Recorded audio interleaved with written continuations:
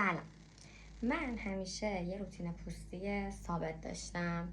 بعد الان دیروز اومدم روتین پوستیمو دوباره بگیرم و چند تا چیزامو تغییر دادم، البته به گفته خود کسی که بهم اینا رو همیشه میده.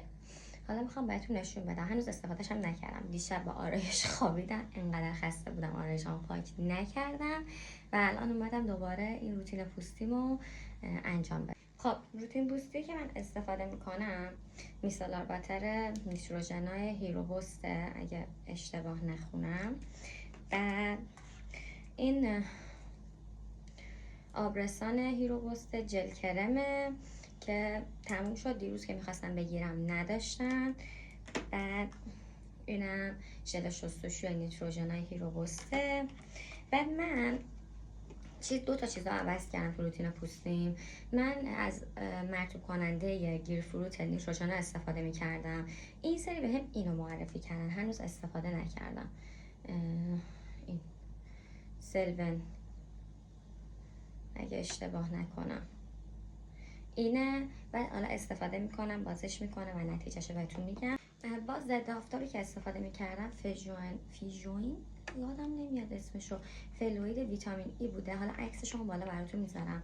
این سری به هم سنتلا داد، گفت خیلی خوبه. حالا استفاده میکنم اینم ببینم چه جوریه.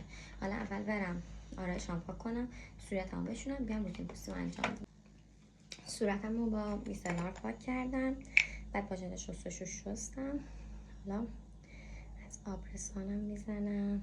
اگه شما این محصولات رو استفاده کردین و مثلا خوبه بده به پوستتون خورده به پوستتون خورده یا نخورده یا هرچی، قیمتش هم فاکتورش رو گم کردم، واقعا قیمتش یادم نمیاد چقدر بود، ولی شما قیمتش رو برام بنویسید. من فاکتورش رو پیدا کردم. من گرون خریدم، ارزون خریدم. من این محصولات واقعا به پوستم میخوره.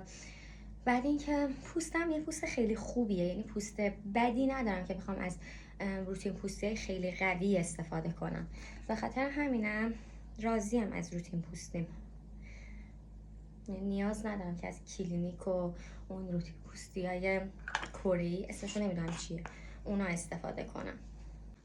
بعد اینکه بوی عطری نداره، بعد قشنگ بوی تمیزی میده، خیلی خوبه.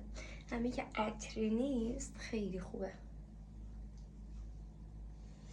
بعد گردنتونم یادتون نره، گردن خیلی مهمه. این رو صورتم بخوابه کرم